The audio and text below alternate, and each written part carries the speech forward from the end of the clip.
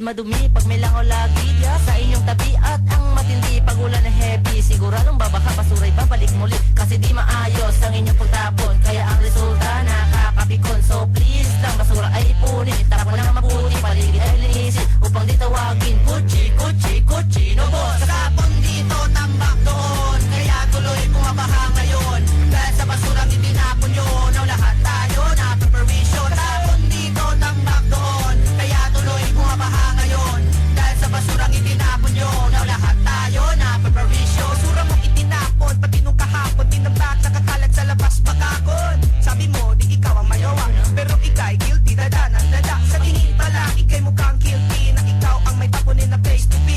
Lumilitaw kasi ang rapper ng candy na hawak mo kanina habang nagyoyosi. Oops, teka lang, ibahin ang estilo kasi ako dito medyo nahihilo. Sa amoy smells yak, sa baho ng lugar kayo murag wak-wak. Kalat saan tayo na perwisyo, tapos dead mapa sa metro exhibition. Why wisyo? O di kaya bisyo, basura saan-saan